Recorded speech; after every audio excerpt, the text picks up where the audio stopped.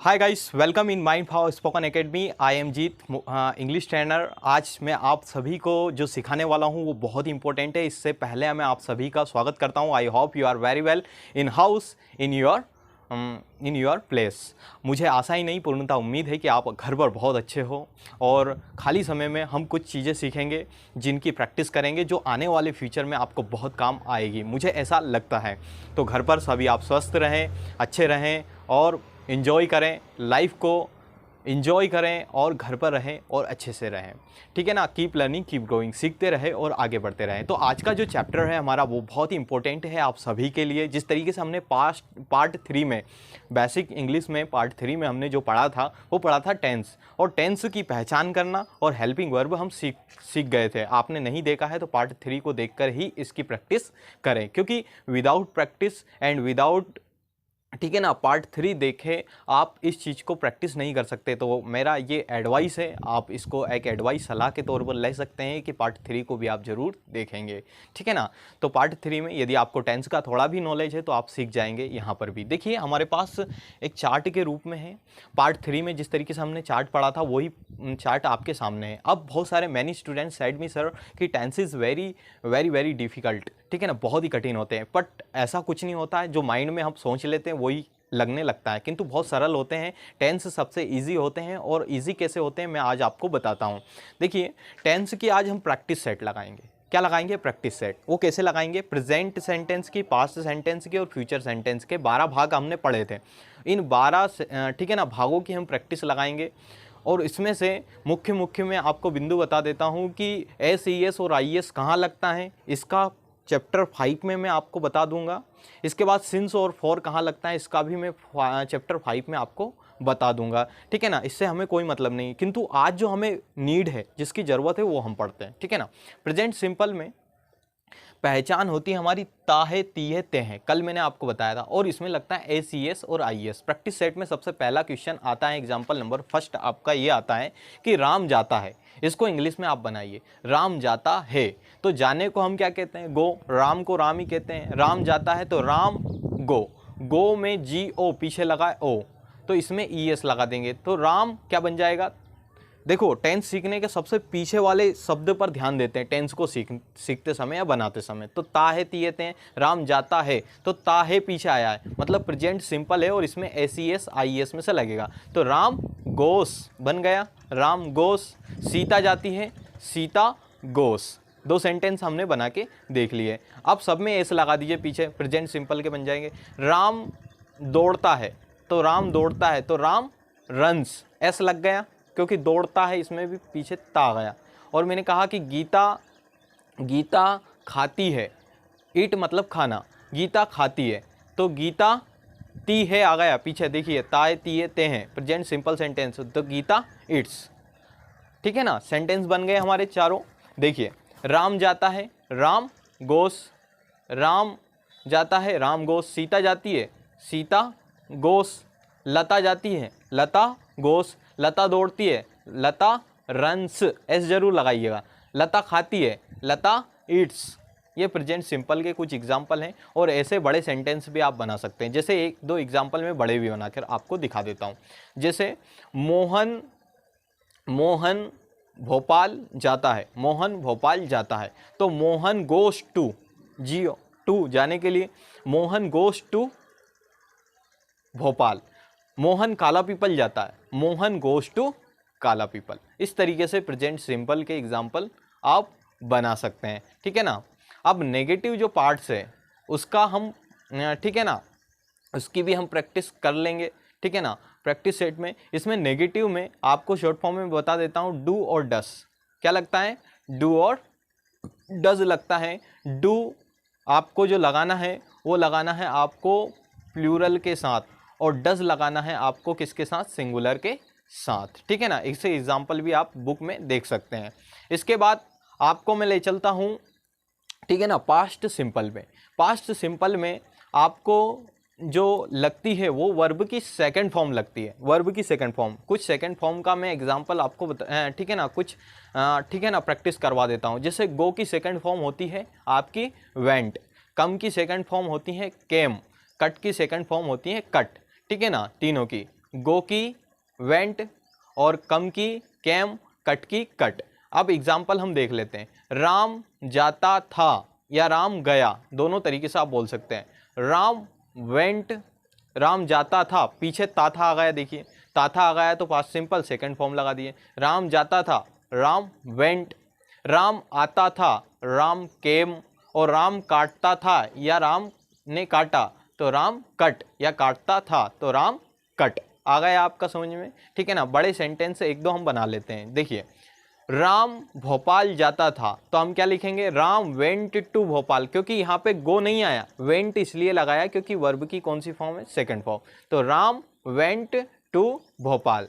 राम भोपाल आता था तो राम केम टू भोपाल। देखिए कम की सेकंड फॉर्म यहाँ पे केम हमने लगा दी, तो केम टू भोपाल।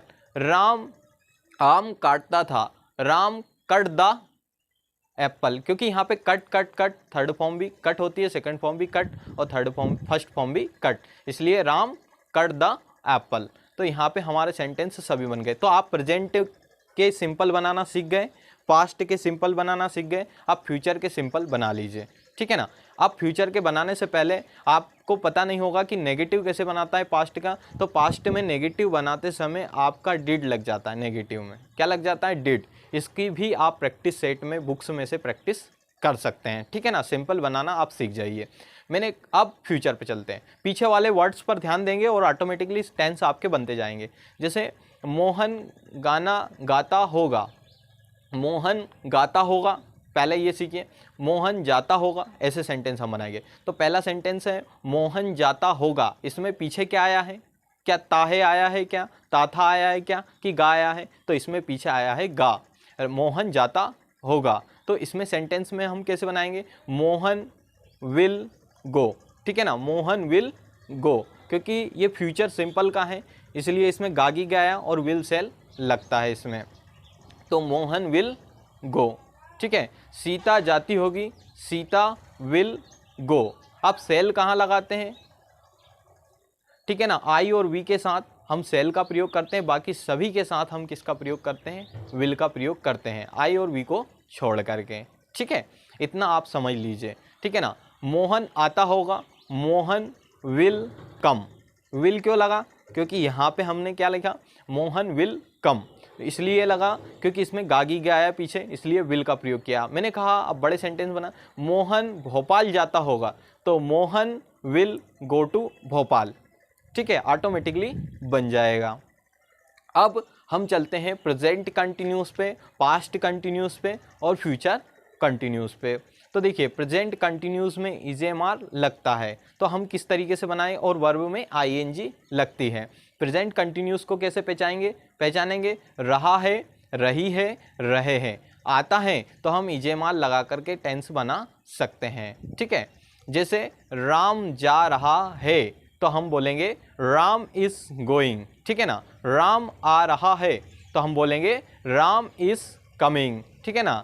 राम, अब देखिए इसमें कमिंग में आईएनजी लगा, गो में भी आईएनजी लगा, तो इसमें आईएनजी लगती है और बड़े सेंटेंस भी आप बना सकते हैं। जैसे राम भोपाल जा रहा है तो इसको कैसे बनाएंगे, Ram is going to Bhopal. Ram Bhopal आ रहा है तो Ram is coming to Bhopal, ठीक है ना। आ रहा है तो पीछे वाले रहा है, रही है, रहे हैं, देखो लगा इसमें पीछे रहा है आ गया ना, इसलिए हमने ईजेएमआर लगा दिया।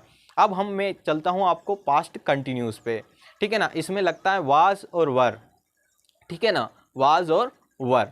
अब वाज कहाँ लगता है, वर कहाँ लगता है, ये भी आपको बता देता हूँ ताकि आपको कन्फ्यूजन ना हो, ठीक है ना।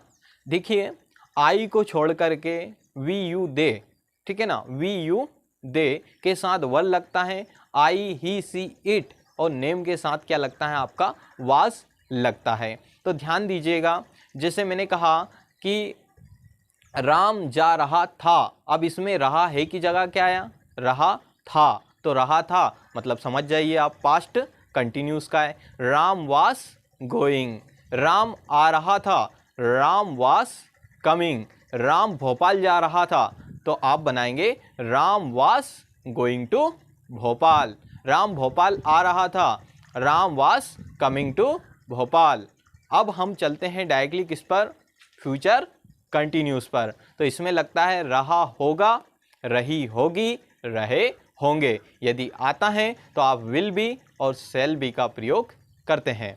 कैसे करते हैं आपको मैं बता देता हूँ। जैसे राम, इसमें विल भी कहाँ लगाएंगे, शैल भी कहाँ लगाएंगे, वही आई और वी के साथ पहले मैंने बताया, इसके साथ शैल भी और बाकी सभी के साथ क्या लगाएंगे, विल भी। जैसे राम भोपाल जा रहा होगा, अब मैंने सेंटेंस में लिखा, ठीक है ना। स्पोकन में शैल का प्रयोग नहीं किया जाता, ध्यान रखिएगा। जब आप इंग्लिश बोलते हैं तो आप शैल का प्रयोग नहीं करेंगे, ठीक है ना। ये आपका एक नोट है, इसको आप ध्यान रखिएगा।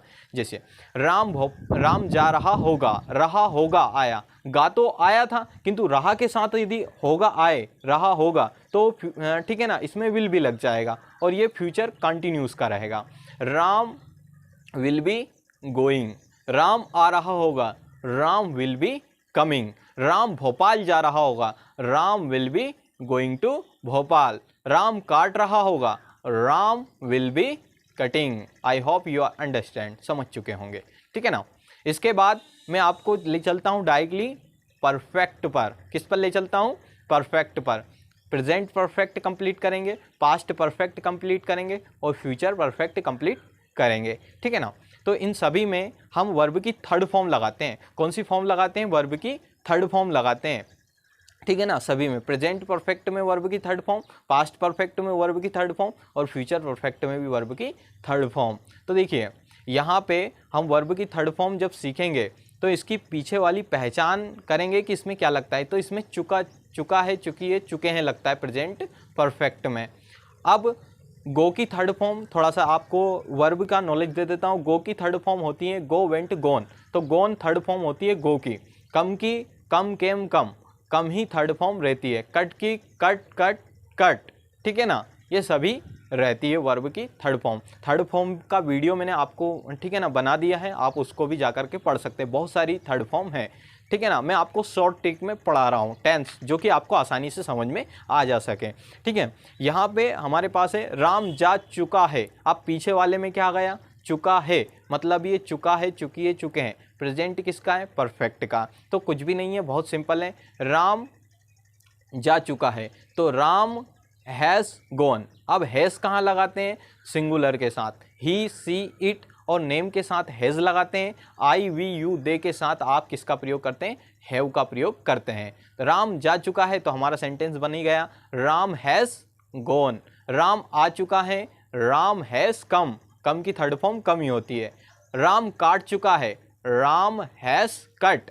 राम लकड़ियाँ काट चुका है, Ram has cut the wood. इस तरीके से हम सेंटेंस को बना देंगे। अब हम चलते हैं पास्ट परफेक्ट पर। तो पास्ट परफेक्ट में लास्ट में पहचान में चुका था, चुकी थी, चुके थे, कुछ भी नहीं है उसमें है लगता था। प्रेजेंट परफेक्ट में इसमें था लग गया। तो पास्ट परफेक्ट में आपको हेड लगाना है, कभी भी चुका था आए तो, और वर्ब की थर्ड फॉर्म आपको करना है। और इसमें ओनली लगता है हेड। क्या लगता है, ओनली हेड।